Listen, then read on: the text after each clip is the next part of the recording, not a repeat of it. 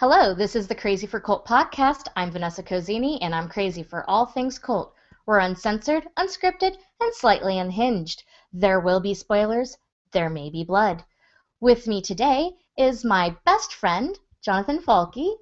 We've been best friends since I was in the 3rd grade. He was in the 4th grade. She was 6.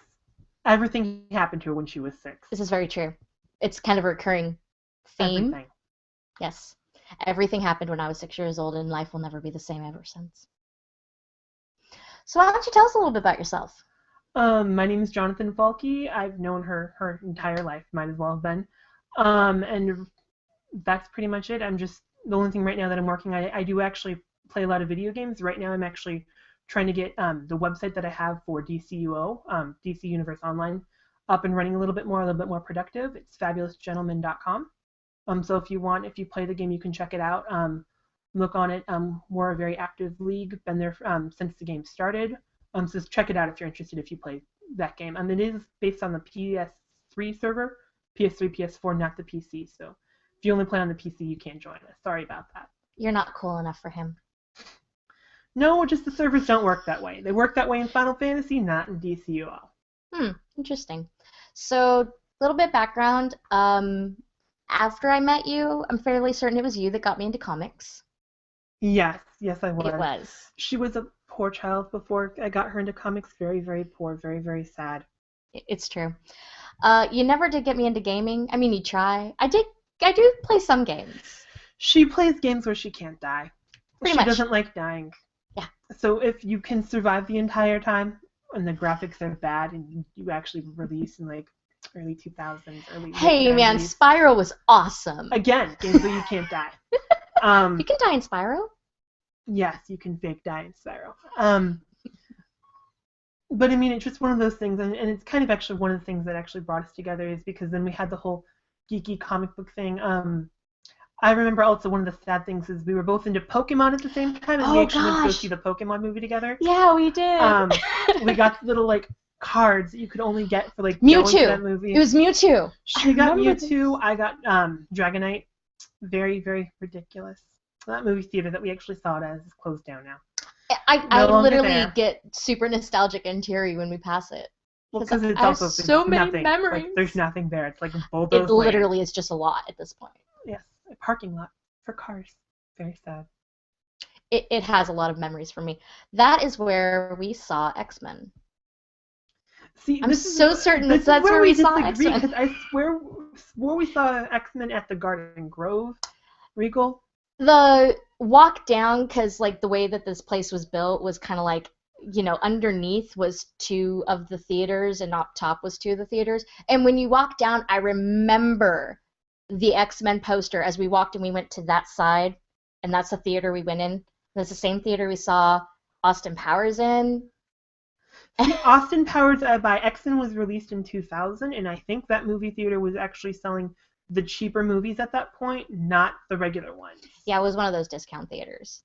I'm not sure. Eventually. It started out as a regular theater, and then it became a discount theater, and I'm pretty sure by 2000 it was a discount theater. Almost positive. Maybe it was right after X-Men.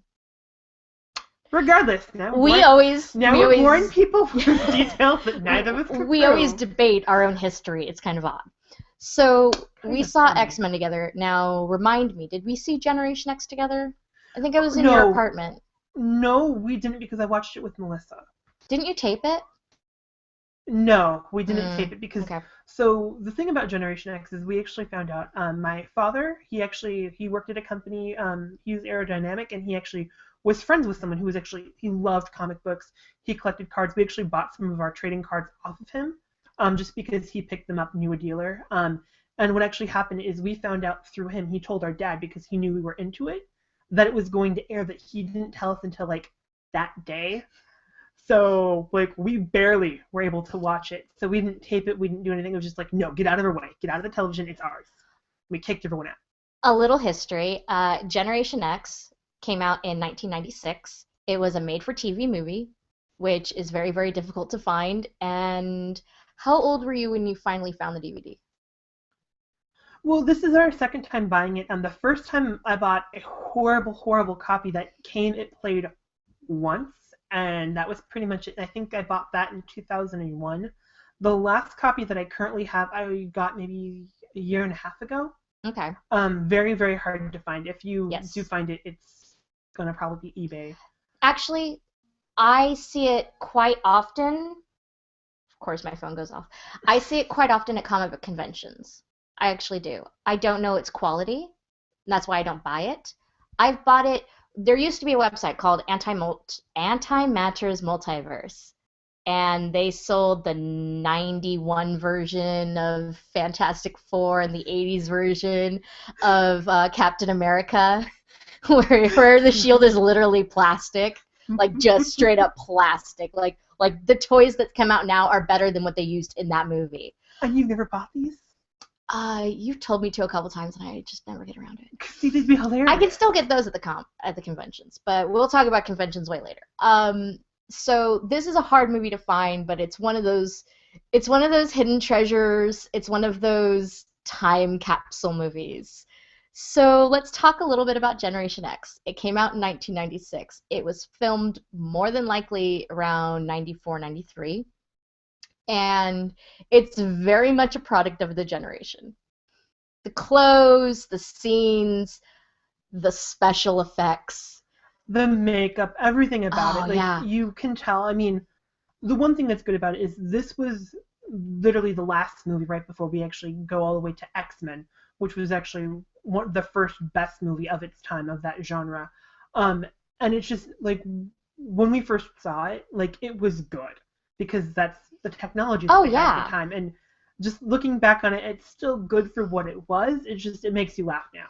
Because you literally are going, like, really? That's what it's like.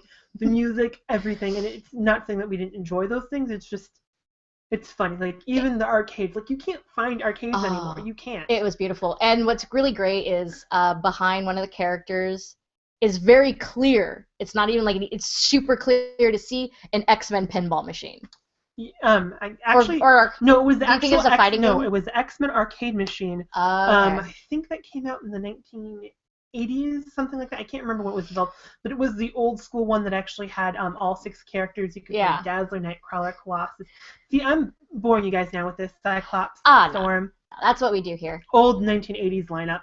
Oh, I gotta love that. Speaking of old, I'm currently wearing, for those who don't watch, I'm currently wearing my nostalgic X-Men shirt. You can kind of see a little bit. I've got Banshee. I've got Storm, Nightcrawler, Wolverine, Cyclops, Jean Grey as Marvel Girl. I think that would be Marvel Girl. It actually kind of looks like she's wearing the Phoenix costume, which is kind of silly. And then I think that's supposed to be Colossus. I don't know. You tell me. That is Colossus. Okay. Horribly drawn Colossus. Horribly drawn Colossus. Yeah, so that's my little nostalgicness right there. I also, in the background, you can see I've got comics, X-Men in particular. You can see right here Wolverine. That's drawn by John Romita Jr. I believe on this side, let me double check. Yeah, this side is John Romita Jr. That side, no, I have it backwards. That side, John Romita Jr. This side's Jim Lee. Jim Lee draws a little grittier. I like both of their art styles. So yeah, so those are my signed comics that I treasure. Super geek. So yeah, so the movie was great. I love it. Full of plot holes. Chock full of plot holes. I mean, everywhere you turn. Everywhere. And they have so many subplots that don't go anywhere. And you just kind of gotta love it anyway. Well, I mean, half of it's because they probably were grasping for straws. I mean, at the time they probably were like, who's gonna watch this? Or things like that. But it's just like, there's so many like little things like that lead to backplots that you never know. Like, when they first meet Jubilee, after they talk about it, like, they are, like, Emma's describing her powers, and she's like, oh, she's a Latin telepathic. Latent. And, not like, Latin. Really? Whatever. Tired, sleepy. She has latent telepathic abilities. In what universe did Jubilee ever have latent telepathic abilities? None. Never. There's no X-Men universe. There's nothing in Exiles, nothing. This is my same criticism for the Days of Future Past movie, where Kitty gets her spoilers. magical, Yeah, her where magical powers to Kitty send gets people back in powers time. that have absolutely nothing to do with her general power set. Usually your powers all kind of, have a theme if you have multiple powers. Well, they killed off Jean. They couldn't have her daughter do it, so. Yeah. But hey, they recon the franchise, so yay. Thank God. Best thing they ever did. So, back to Generation X. They talk about level mutants without really explaining, the context around it. They say that Jubilee is a level 3 mutant. Emma Frost was a level 4 mutant. Mm-hmm. And I believe level 5 is the top level, and that's Omega, and that would be Jean Grey. Am I correct? Technically speaking, though, when this came out, even in the 96, it was in this weird hiatus where there was no levels. So literally the first time that we actually see levels being mentioned was in the 1980s. There's actually a time slot where Nimrod is trying to kill Rachel Summers, who's the daughter of Jean Grey and your favorite character.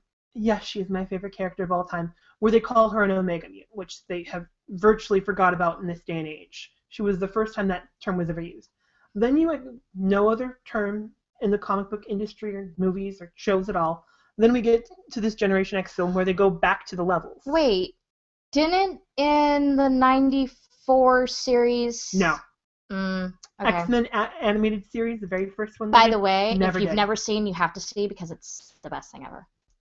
So there was, and they actually even discuss it because that's also the reason why when they did the trilogy, the X-Men trilogy, they randomly, you didn't hear about any of the levels until you actually got to the third one. Which doesn't exist. It doesn't exist. Got right kind out of existence. But that's because they actually didn't use the levels until it was already past 2000. I think it was the mid 2000s when they actually started going back to the terms and using terms like level 1, 2, 3, 4, and then ultimately the top one, which was Omega, which is Jean Grey. Okay. So yeah, so they build up some plots that don't get explained, and honestly, this is the type of movie to where you either need to be in a super nostalgic mood. I mean, Jubilee has yellow lipstick that matches her jacket. Made no sense to wear. She never just so good. And fluorescent lipstick in the club. I mean, it was kind of like the arcade was kind of a club atmosphere. Yeah, it was kind of weird. It was weird that they did that on purpose. Yeah. But so you either need to be in a hugely nostalgic mood, or you need to be like a diehard geek that actually understands different connections that they're trying to make, because there's a lot of things that they don't explain. I even asked because I didn't follow the Generation X comics hardcore like John, and I was like, don't they call it the Massachusetts Academy, not the Xavier Academy? Which, like I explained, they call it both. They go back and forth on it because it's always been a sister school, so it always was referred to as Xavier School for Gifted Youngsters. But then also a lot of times in the comic book, if they were just doing it, they would put Massachusetts Academy. Yeah, see, I always knew it as the Massachusetts Academy. It's the sister school, for those who don't know. You have Xavier School for Gifted Youngsters in upstate New York, Westchester. And in Massachusetts, Emma Frost has her own academy. It's a sister school, if you will. And I suppose both are considered the Xavier School for the Gifted. And what's really interesting is the set, the actual physical place, is the same that they use in the X-Men movie years later. The ground, what's it called, mansion? Yes, the estate. That's the word I'm looking for. Or you can use the word estate. the estate that they use as the school for this is the same one they end up using in the X-Men movies, which I actually find really interesting. It's a very beautiful set, really. It is. I also know at the time when they made this movie, they were trying to work it into being a TV show. That was kind of the reason why they started it. Yeah, it was a backdoor pilot, I think. And I mean, I love the movie, but I'm invested in it, so there's a lot of things. And also because even the way they did the movie, like, because it was a made-for-TV movie, like, they didn't have the budget like a lot of big productions would have. So they actually even replaced two of the characters from the beginning. They created Arlie and they created Kurt. Arlie replaced Paige Guthrie, known as Husk, and Kurt replaced Jonathan Starsmore, a.k.a. Chamber. Yes, Jonathan. It's a very odd name. I always love making fun of how people mess up his name, which is the world's easiest name. Jonathan. Well, there's 10 different ways to spell it. There's like 50 zillion Johns, Well, Jonathans. we got food recently, and it was written down on the ticket, and it was J Nathan. Yes, J. Nathan. I don't J know how you Nathan. got J. Nathan. I don't either. It was quite hilarious. I mean, I should just change my name. That's exactly what this is. I should just change my name. I don't know to what. If you guys have any suggestions, please let me know. You need an X-Men name. Everybody in the comments, give Jonathan an X-Men name. Go. And by X-Men name, we actually mean first name. Please don't actually give me a code name. I don't need No, one. no, I mean code name. I want to hear code names for both of us. Oh. Do it. It should be done. So, the movie itself has some plot holes, but it's also an interesting storyline. I mean, you have the dream world, which is considered another realm of existence, another plane of existence in a way. How's it exactly they describe it? The dream world is basically just another dimension, if you That's will. You can either access it if you are psychic, or technically actually how the big plot hole they have in the movie, they actually build a machine that you can actually use to enter the dream world if you are not immune. Yeah. So by being in the dream world, the guy becomes a mutant, which I find interesting and wonder what about being in that realm makes a person a mutant. If you actually remember, so what happened was he was connected to the machine. Yes, and he got disconnected, kind of like the Matrix. You know, and you can't get his disconnected brain before got you're fried. back. Yeah. So it wasn't. Granted, they were trying to tie the hole is that he got the mutant gene activated, but ultimately you could argue the case it's just like any of the other members of superheroes who have things happen like explosions or radiations giving them power. That's basically the gist of it. He was connected to a machine with dream alternating powers, and they zapped him with lightning, and then poof. I will say what this movie does that the X-Men movies didn't do, and I was a little upset by, was they have the Mutant Registration Act, which is one of the biggest. They have it in the third movie. Yes, but when people are going to the school for gifted, it is a sanctuary, but it's not a refuge. And technically they talked about it in the first one. How did they? Okay, yeah, they were talking about Senator Kelly. No. The thing that I like about this movie, let me reiterate differently. Let me rephrase this, is that they start in with the Registration Act is already in full swing, and mutants who are teenagers who are becoming mutants are being snagged left and right, are being taken by police left and right to go to the mutant camps, which it's a huge metaphor for the Holocaust, really. And that's one thing I've always loved about comics in general, is how they attack very real issues. And I think this movie talks about the camps, not as much but enough. And I really like it. I think it's well done because they have to rush a lot of it because it's a small movie. They have a lot of subplots. They really could have cut down those. That would have helped. But for the time they had and what they wanted to do, I thought it was a really good call. I agree with it. I think that's actually the reason why all they did is they didn't talk about it. Like, they just kept referring to it as camps, camps, camps after bad things happened, kind of influenced that dread of what the Holocaust essentially was. The one thing actually that I truly loved about the movie, though, is, I mean, at the end of the day, the one thing that they get right that X-Men didn't necessarily do is they almost, even while their movie actually does explore just really just one character and then it kind of branches out a little bit, at the end of the day, you could argue almost everyone shares screen time. Yes. Not so when we actually get to the X-Men, which also at the end of the day, it's kind of what it is. If it's a movie about a team, everyone should get equal playtime. Yeah, I mean, X-Men and several other groups in comics, the idea is that nobody is the main character. That's kind of a big pull-in, and they kind of mess that up with X-Men, but they do that really well here. You know, everybody has their own storyline, kind of. I mean, some of the storylines are kind of like two people storylines, but everybody has some type of development, whether it's emotional, mental, or mutative. And Yeah, I really like how this movie balances some of its writing. Some of its writing, yeah, it needed help, but Lots of help. lots of help. But what they did right, they did really right. And I also do even think they captured, like I said, they did create two characters just for this movie. But the four that they had, they actually were mostly true to I who they like were. Buff. Monet, Monet. Monet is essentially perfect. And That's how she bitch. was portrayed. Well, perfect people normally are bitches. It's kind of what they do. Um, you could argue whether or not it's part By of the the way, perfectness. just to explain for those who don't know, what we mean by perfect is physically, mentally, all of the tiers, basically like a superhuman. I mean, yeah, that's Her kind of, genes are literally perfect. yeah. Like the height of mutant perfection. Though her hair wasn't, Oh god, her hair was horrible. It was but I think that's a 90. product It of the was 90s. no, that was horrible even for 90s hair.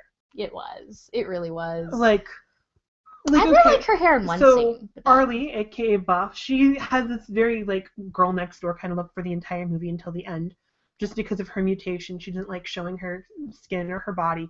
But even her She's hair, kind of like because she's so strong, she gets all of this muscle development very suddenly, and so she kind of looks like a female bodybuilder, and she's not comfortable with it, she's basically. not. I wouldn't be either. If Well, I had like, it some type of muscles. it doesn't look that bad It though. doesn't look I that bad. mean, It really doesn't, and it's a lot about confidence, and that's a big message with all X-Men comics is we're all outsiders, we're all outcasts, we're all different, and we don't have to be afraid of our differences. We don't have to feel so insecure, and we all have low self-esteem in some way, shape, or form, unless we're a narcissist, which thank God I'm not, because I don't think anybody would be able to deal with me if I was.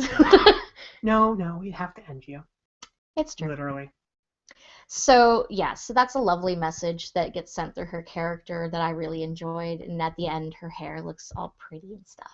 Like, even prettier. Like, if you thought it was pretty before, like, all of a sudden, like, she comes out, and we actually talked about this when we actually were watching the film, is because Vanessa was actually upset because she's the only one. She thought mistakenly that Arlie was the only one who graduated, because Arlie in the movie, she's the only one shown wearing the costume, whereas in the comic books, because they were actually issues of comic books that actually was trying to talk about the movie before it actually aired. They were in the promos. They were actually wearing the uniforms. Yes. And Arlie was the only one who watched or wore it in the film. I think now this is also another interesting point to be made. There's two versions of this film. There is the American version and the UK version. In the UK version, there is some nudity and there is some things that they say that they don't allow to be in the American version. Although eventually Nice Beaver did make its way in. But, random compliment, Nice Beaver, because that's what every girl wants to hear. But I think I do remember something about that scene, and I think the scene may have been longer in the UK version, and they did talk about a graduation of sorts. But then it probably would have been for all of them, because in all the promo for it, they're all wearing it. Yeah, but you don't end up seeing them all in it. Well, but like I said, the main reason, at least, because the reason why I even gave the explanation is, so the main person in the movie is actually Skin, but the only two people who actually ever develop in this story is Jubilee starts as a female character developing, and then in the end it's Arlie, because she finally accepts herself by the end of the movie. I mean, the whole entire time she's wearing grandma sweaters, big clunky sweatshirts, and then by the end of this movie, she's actually wearing the uniform. And she always has her hair back and stuff, and now it's all like blown out and pretty. And all the X-Men comics and everything, even obviously when they did the first X-Men film, everything is skin tight. So when she's coming out in a skin tight costume, it's basically her accepting herself. Yes, and here's another interesting thing to be said is they don't try to modernize it. And that's both good and bad. For me, I love it. I love that she comes out in totally all spandex. What color was that? No, it was red. It was red. It was a shade of red. It was an interesting. There were a lot more shades. It wasn't maroon, but it's closer to red than maroon, but it's in that genre. There are a lot more shades of colors in the 90s. That's the one thing I'm going to say about that. But she is in, she is in spandex. Basically a spandex suit, and her belt has that big all shiny X, and it's With beautiful. flashing. Yeah, and it flashes in the light. And It there is was just actually beautiful. lights while she was walking out as well. Yeah. Oh God, I love crappy old school special effects. I have a really weird love for that when done right. And then for the time, that was amazing. For the time it came out, it was amazingly done. There was not a lot of technology out yet, and it had a very small budget. It had a very small budget. So you like the scene at the beginning where Emma Frost magically got telekinetic powers because she was trying to do something and the wind blew? So telekinetic powers means flashing lights and wind blowing at you. That's what telekinetic powers look like. Which she doesn't have, by the way. But apparently it was dramatic. No. She had psionic powers that included telepathy, making illusions. She later got the ability to actually turn her skin into diamond form. She does not possess telekinesis. Oh. Never possessed it. And she never goes diamond or any of her actual powers. Well, she shouldn't have gone diamond. She didn't develop that mutation until much later. It was after 2000s. So okay. She didn't have it for the entire time of Generation X. So overall, would you recommend this movie to an average, non-geeky person? If I knew you, I would make you watch it just because I think it's one of those things that you need to see just to enjoy. Just because, I mean, even if you don't really like the genre, like if you like corny movies, you might find it amusing.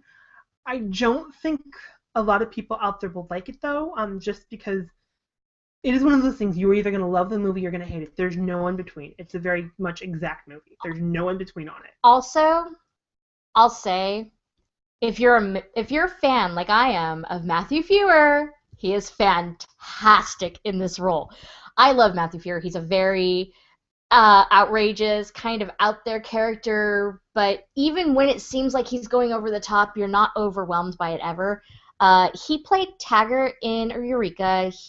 One of my favorite movies he was in was actually Alice from Alice in Wonderland, the Alice sci-fi original series, where he played the White Knight. He just sings that randomly throughout the movie. I love it. He's great, and he's a fantastic villain. He really is. And let's take 5 seconds to talk about who plays Sean. I actually don't know. All I know is one thing that she does, or that I do that she hates, is the fact that I do accents randomly. She can never make fun of my accents again because they're at least on level with the person who played Sean, who she's looking up right now. I am. The entire movie, he actually, except for in the beginning when she actually wakes him up and he's like half asleep, and he actually doesn't strangely have the accent until all of a sudden he gets up and then he's like talking about it every 5 seconds. Yeah, it's kind of weird. Because when he's asleep, no accent. You should have been asleep the whole movie. That would have worked. Yeah, that was kind of weird. Like at the very beginning, it was kind of. You either have an accent or you don't. Oh, it was actually that bad, folks. It was, and yeah. Okay, so his name is Jeremy. I can't pronounce this. Now she's looking at to see what else he's offended. Well, here. I mean, if he you pronounce it, Ratchford. No, Jeremy Ratchford. Jeremy Ratchford, who plays, you would know, randomly, people would know him from, gosh, what's that show? It's like Law & Order or something like that. May just be Law & Order. Cold Case, that's the show. He was on Cold Case for like 7 years. And he's a big guy. And now. But in Generation X, he's pretty hot. I don't know. I just kept laughing him between the accent and the fact that every time he did a sonic scream, he raised his hands. Yeah, he has to raise his hands. Like this is here. Hold this. This is like the range of which I'm going to allow my scream to be. So my arms are going to be out here to keep the sonic in this realm. That's what it looks like to me. Well, also his hands weren't like this. True. It was more like this. Like I'm a banshee. I'm getting like really. Like okay. But yeah. It's the 90s. That's all I ever have to say about that. It's the 90s, man. And Fiona Hughes, who I know actually from way too much soap operas that I watched with my mom as a kid. By the way, and I quote my mother, I was actually born during soap operas, and I asked my mom once, what time of the day I was born? She's like, somewhere in the afternoon. You interrupted my soap opera. That's my mother. Oh, that Hi, explains so Mom. much. Explains so much. So I know her from playing Robin's mom on General Hospital. And she's like a spy, and she's always kind of off and on the show randomly. She's a really good actress, but she's really funny to watch if you're trying to take her seriously. Well, I mean, half the problem, I do think it's one of those things like where you like the actor, but part of the problem is the writing, because if the writing is atrocious, regardless of who the actor is, they can't save writing. The other part is she had a horrible wig. Oh God, I love her horrible wig. I really do. It is funny to watch, but if you have a horrible wig, like half the time you're not even thinking, because if you have a horrible prop, if you have a horrible anything, all you're focused on during those scenes are looking at that thing, that big elephant in the room. And so the entire time you're staring at her wig going, huh, what you saying? Oh, she was speaking. I was too busy looking at the bangs. And so you could argue she kind of looked like a quintessential Emma Frost. The problem is she looked like a Barbie version, like plastic Barbie, like fake. Like everything about her looked fake. And her eyebrows didn't match her hair, which was hilarious. What I actually liked about it was Emma Frost as a character who's primarily drawn in lingerie. I'm not sure why she's always drawn in lingerie. She's always wearing she always has a cape. She's always in white, and she's always usually not always. She's usually in a bra, panties, garter belt, tights. Sometimes she's in a corset, but usually the corset has a bunch of midriff showing. I don't know many corsets that do that. Maybe you're thinking of pre-Generation X, and then you're thinking of what she eventually goes back after. During Generation X, she was very much a school teacher. Like, that's her whole entire concept and things like that. She does still technically, have a few scenes where she's wearing lingerie or things like that, which the point she's making is she actually wears a lot of it randomly, just like, oh, I'm fine, I'm wearing my nightgown, let's go out. But what I was going to say was I actually really like her official outfit, her uniform. I actually found it to be modest for what I know Emma Frost. See, I know Emma Frost from the X-Men comics, where and from the Hellfire Club. And she's very... That's actually why she started wearing the lingerie. Oh, I didn't know that. But yeah, I'm used to a very slutty Emma Frost, to be honest. To be very honest with y'all.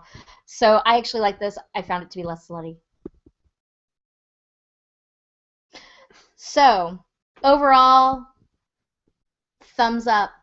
I liked it. Thumbs up. I find it nostalgically adorable, and I find it to be something that nerds can laugh and not nerd rage over, because it doesn't take itself seriously. So why should you?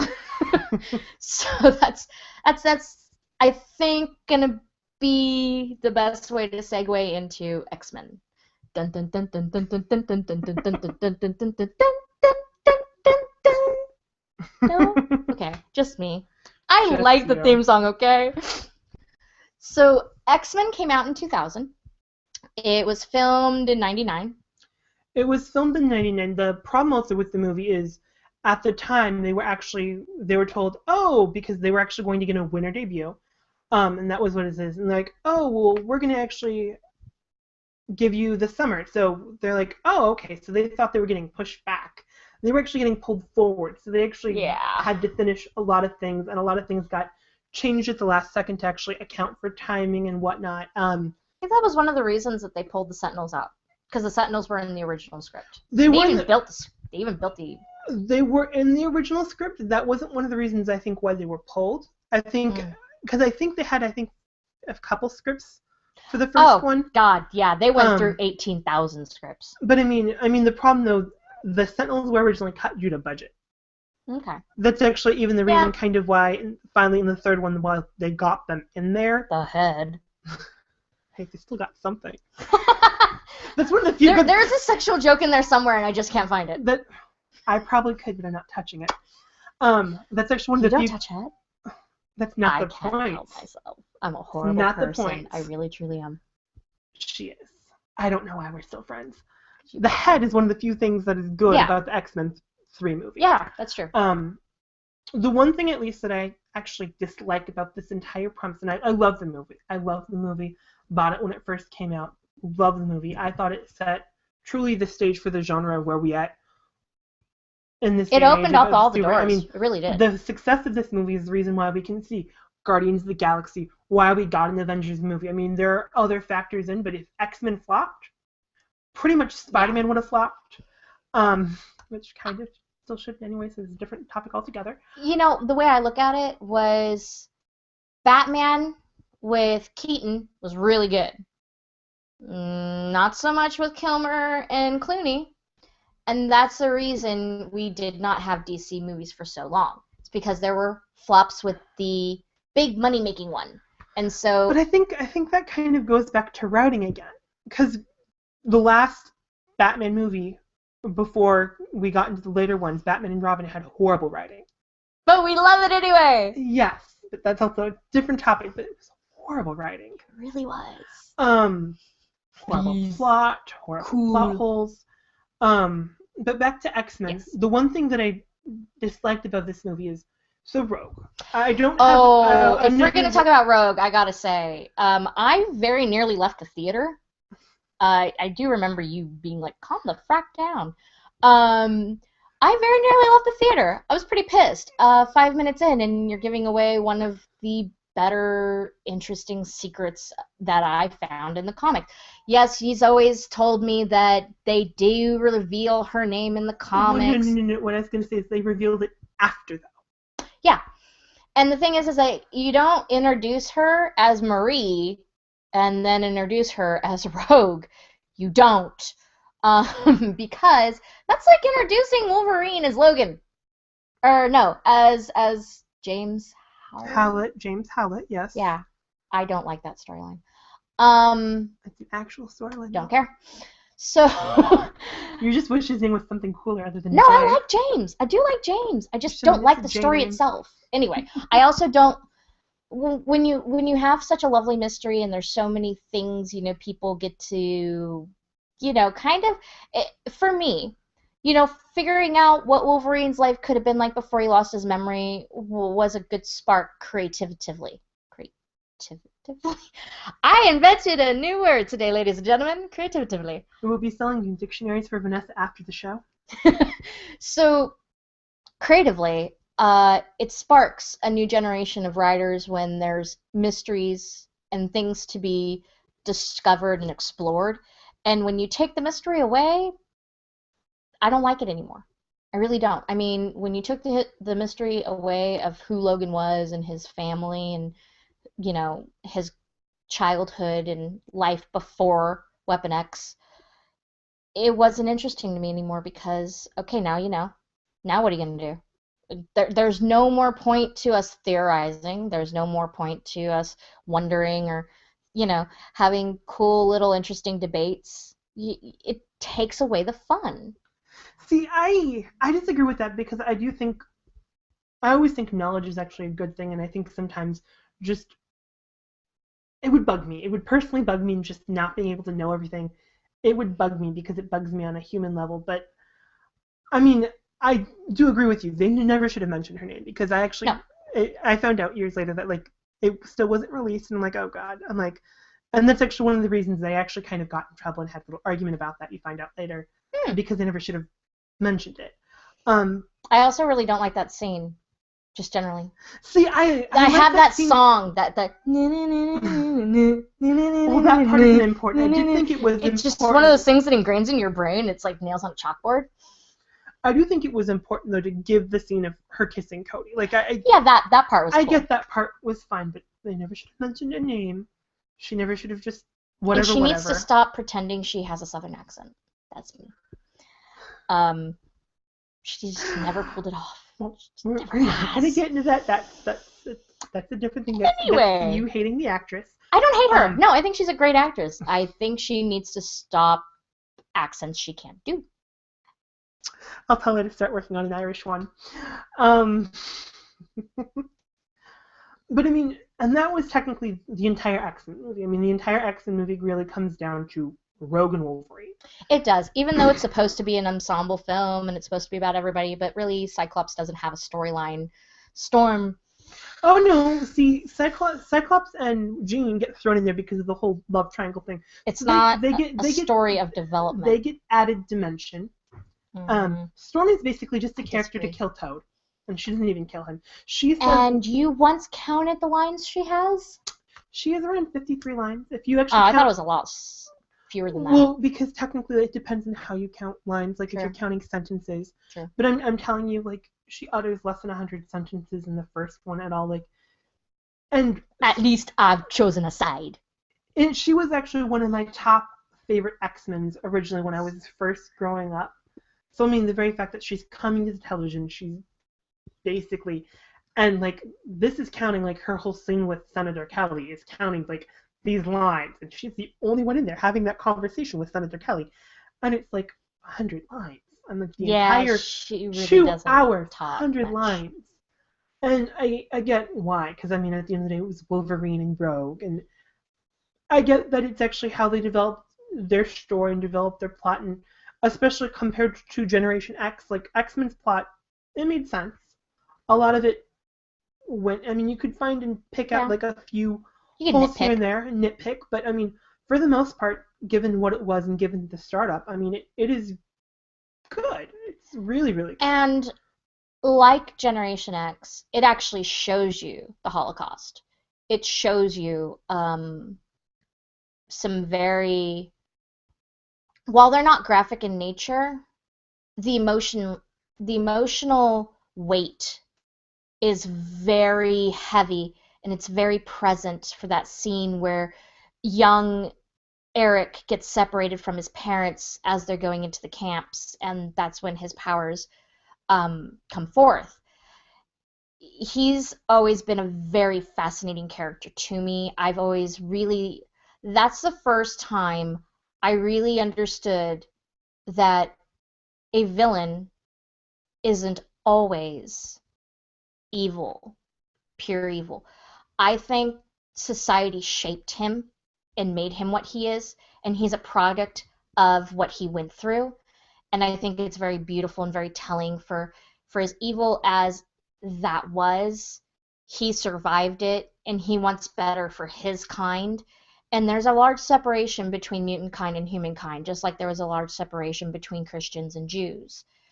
Now, he does go in kind of an opposite direction, but he while he doesn't care about killing humans, that's not his point. His point is to make his race superior and to give people the power not to be victimized.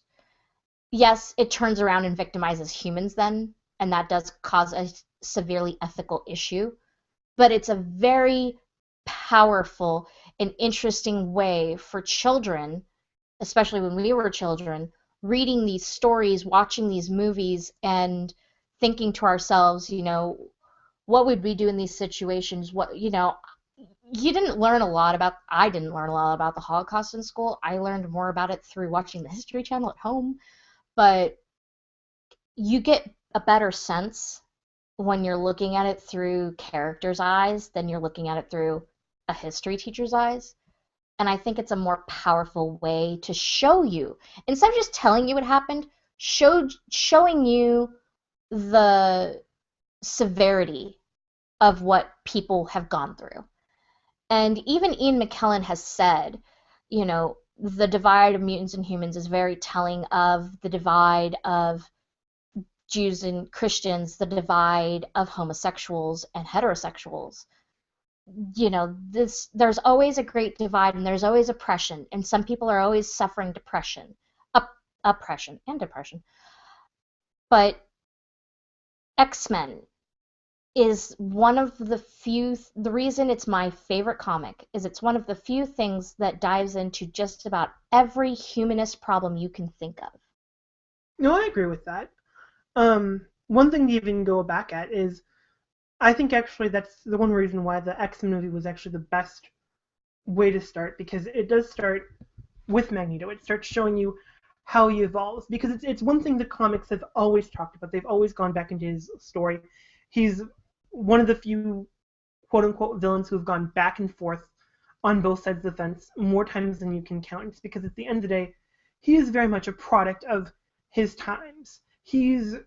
While his acts are evil and while the things that he does do cause pain, there's nothing that you can do to take away from that.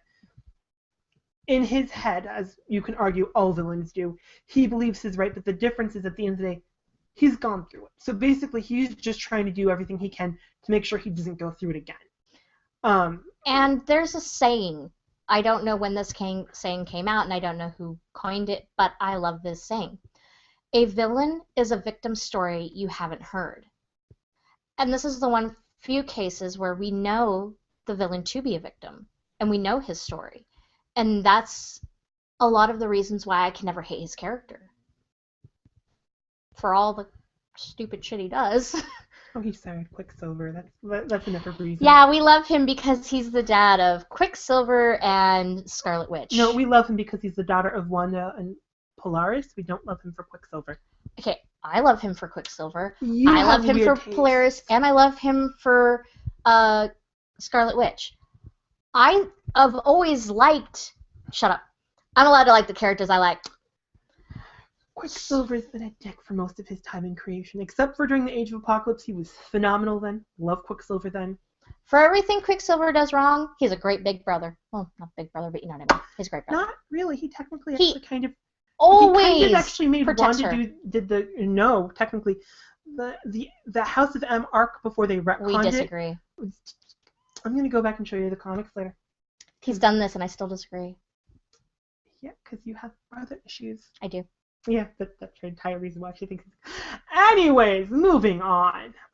So Magneto's a fantastically complex character, and his counterpart, Xavier, he wants mutants and humans to live in peace together, even though he's hated by humans. And that's a huge theme that they play on a lot in the movie, is that why do we want to be friends with mutants why do we want to be friends with the humans if the humans hate us? If they are all talking about how much they hate us and how they want to put us away and all this stuff, why are we trying to coexist with them peacefully if they don't want to be peaceful with us?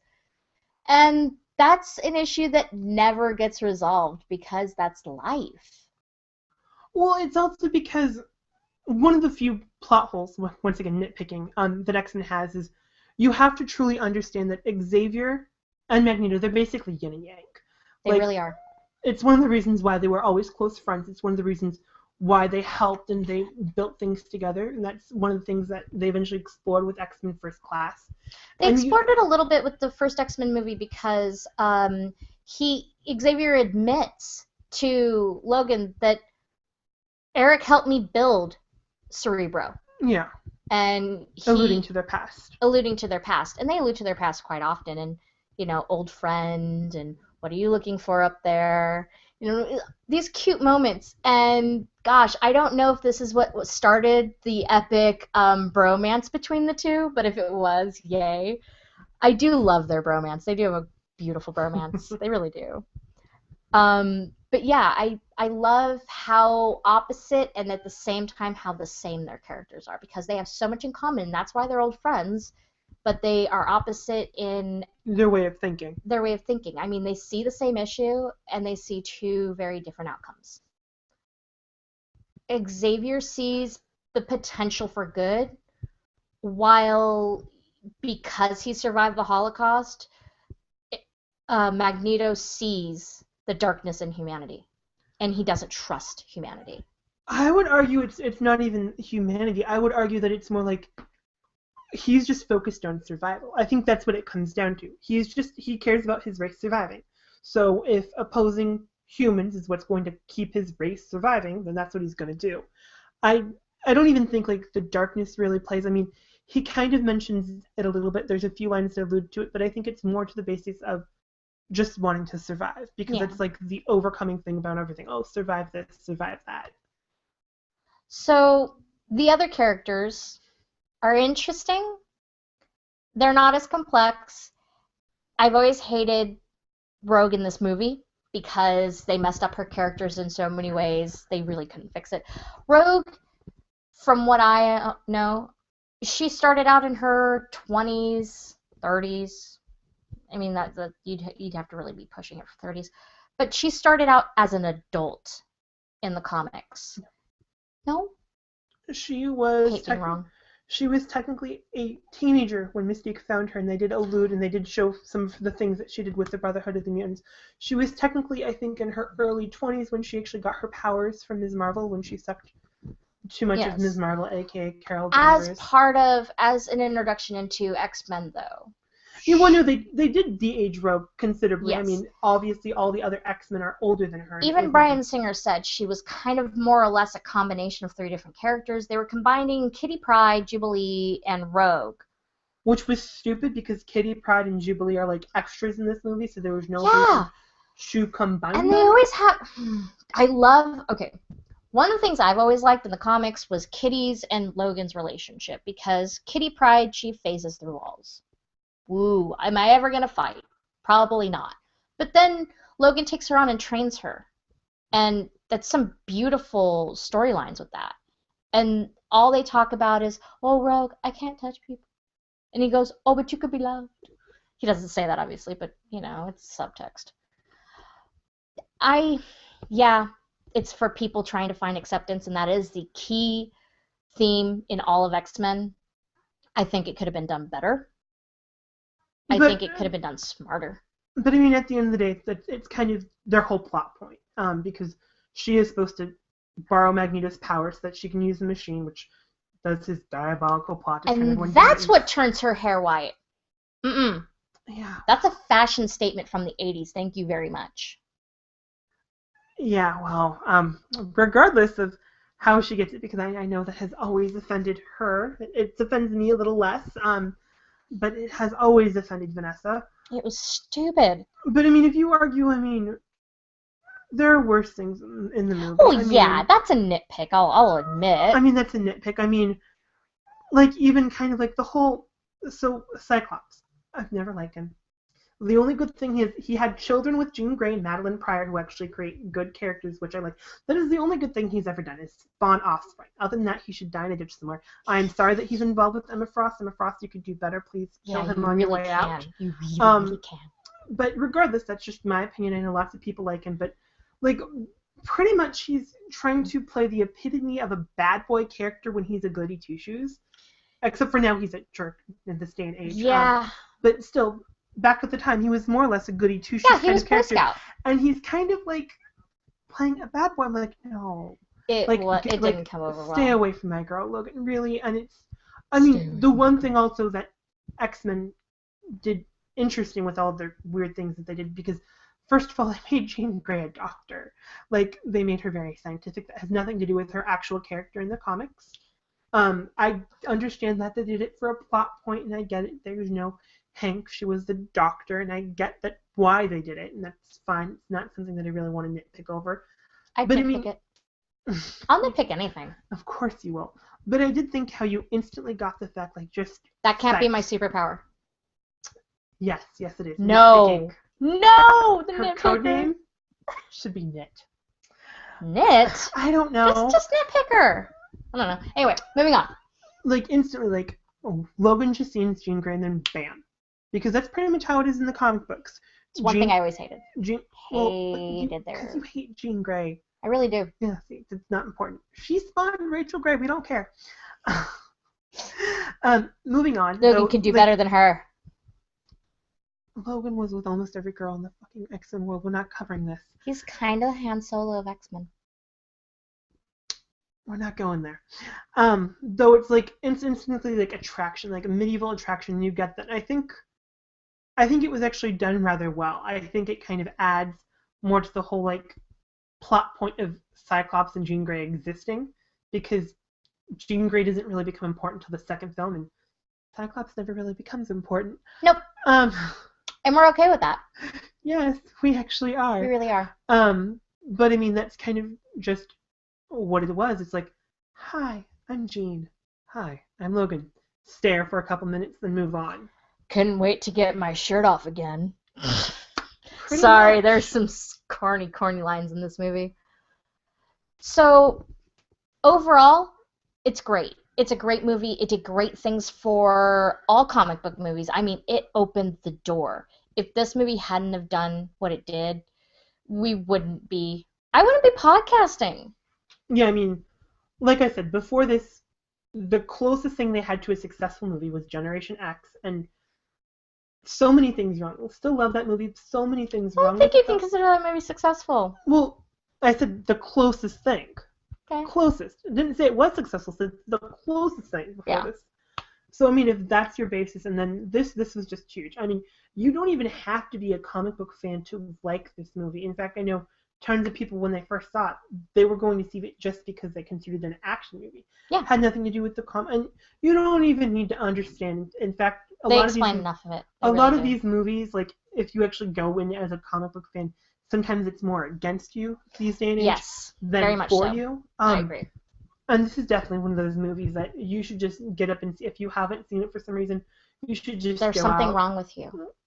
I wouldn't go that far. They could have been hiding in a box, maybe locked in a fridge somewhere. Okay. Maybe. I just made him watch Teen Wolf, and he's totally pulling out a Teen Wolf thing there. Oh, that wasn't a fridge. No, that was a box, not a fridge. No, it was a freezer. He was locked in the freezer. It was locked in a freezer, not locked in a fridge. Anyway. So random. Not trying to freeze anyone. So let's compare the two real quick. So you have Generation X, which did some interesting things with camps and with characters, and they did an ensemble a little bit better versus X-Men, who really focused on Rogue and Wolverine a lot more than they focused on the entirety of the cast. In Generation X, you're seeing this from an ensemble point of view. In X-Men, you are seeing Xavier's School for the Gifted through Rogue's eyes, through Logan's eyes. So you're seeing it through their eyes versus being kind of an outsider looking in at the situation as you do in Generation X. You think that would be a fair way of looking at that? That's a fair assumption. I do think there's one of the things to add, though. Well, that's a good thing for talking about that. If you actually do just want to look at the antagonists, the one for Generation X, hilarious. Like, if you actually just like humor, you could actually just watch the movie and just watch him and negate all the other parts if you really want to go that far. Because him as a villain is just hilarious. There's nothing that he does that is wrong or is incorrect. Whereas on the opposite side, in X-Men, all the villains, which, as it should be, all serious. I mean, the closest you can get to funny and hilarity is there's a few snapshots. No, Toad's not funny at all. Mystique does. I find Toad funny. He does nothing. He eats a bird, I think, and then he fights. Quit messing around. Jumps off. Yeah, not really funny. Mystique has a few lines. She does a few things. What happens when you strike? Or strike but Toad see that same Storm thing that happens to everything saying else. It to Toad. True. That's one of the few good lines in the entire movie. It's true. I mean, good thing was an amazing line. Otherwise, she probably would have been in the second movie. Who's Storm? And then decided to drop the whole African accent. People with accents, man. Well, see, apparently she was finally in America long enough to get rid of. Oh, that's messed up. That's messed up. I'm sorry if anyone's offended. I have no other way to say this. So why it drops off by the second film. One of the things I do is I ask the person with me, which is you, if you have to choose, you're going to be stranded on an island for the rest of your life, and you get to watch one of these two movies. Which one is it? I would actually choose Generation X. Yes. And the reason why is because as much as fun. X-Men is arguably the better movie overall for the masses. I think if you have a connection, if you have anything, even if you're just whether you like it because you're a product of the 90s, whether you like it just because you like things retro, or if you have a connection to the comics, it's going to be the better film. Because I do think even with their stupid plot holes and even with their stupid, ridiculous things about weird powers that make no sense and bad special effects, at the end of the day, you have to love it. Its essence is true to what the comic was, which was Generation X is all about them going younger and learning, and Emma growing as a character from being a villain to a hero again, and which isn't really explained in the story in the movie. But no, but they do allude the fact that she lost her students. Which is actually the whole point of her training the next generation and wanting to be involved, even in this current time slot in the comics today. I think at the end of the day, the first X-Men movie, the reason why I would deny it is because for me it's too focus-centric on the characters that I don't necessarily love. I mean, I have nothing wrong with them. It's just I wouldn't want to basically decide my entire life to watch Anna Paquin be Rogue. Nah. Anna Paquin's a great actress. I just I like her. I like her even in love this her role. portrayal as Rogue much better than Vanessa. I'm sorry. I love my fake fireworks. I love my horrible arcade scene with Jubilee, which never really happens in the comics, but it happened in the animated show. Yes. And it happened in this. I mean, love. Like, there's too many corny things about Generation X that I would just have to see. It's a nostalgic love for me as well. Yeah, that's gonna be my deserted island pick. So the last thing we'll talk about real quick would be I like to give something different other than just movie reviews. So I say, well, okay, what's something we're going to recommend to people that has absolutely nothing to do with movies? What I'm going to recommend this week, it's going to be conventions. I am a huge proponent of conventions. I'm always trying to get certain people to get their tickets. The one year I went to Comic-Con, you didn't go. The 1 year. Work. If she would like to start paying me to live, I can gladly go to any convention she wants. Do you want to start doing that? No. So you couldn't find me a boyfriend. He can start paying me to live. You got to find me one first. So rock, paper, scissors, you for it? Wait, rock, paper, scissors, fuck. I don't want proof of who wins. Okay, so back to what I was saying. For those who haven't been to a convention, I don't suggest Comic-Con as your first convention. It's turned into a huge conglomerate of craziness. What I do suggest, if you're California bound, there is WonderCon, Kamikaze. In Northern California, there's the Sacramento Comic-Con. There's the Long Beach HorrorCon and Comic-Con. There's lots of little conventions. Seattle has a good one. Emerald City, Comic-Con. I know they have a Geek Girl Con. That's really great. Over in Atlanta, Georgia, they have Dragon Con. Dragon Con's amazing. It's one I've always wanted to go to. Hopefully next year will be my first year. It's more of a sci-fi convention than a comic book convention, and that's where you can always find the cast of Buffy. Random. So, yeah, I mean, you also have New York Comic Con, which I hear is a little bit better structured than San Diego Comic Con. Chicago, I hear, has a great con, but doesn't have any outlets, so make sure your phones are charged. Random things I know. So, yes, so... You've been to Chicago? No, but I talked to somebody who had just came from Chicago Comic Con. Just making sure, because I'm like, Like, I know you've had a long conversation with somebody in the Artist Alley at WonderCon about Chicago Con and why it's really bad. Also, if you cannot get tickets to Comic-Con, Nerd HQ is quite literally across the street at Petco Park. It's free to go to. You pay for panels rather than for tickets. And hell, assured seating and panels. Fuck yeah! It's awesome. So that's stuff I recommend. I think conventions are great. They're a great place to meet people. There's a great place to find things like Generation X that you can't really find anywhere else. Yeah, I think that will be the end of this week. It has been lovely having you, my bestest best friend of all time. He's my family. Better be. And I think you'll be here next week as well. So that'll be fun. So stay tuned, my crazies, and live long and prosper.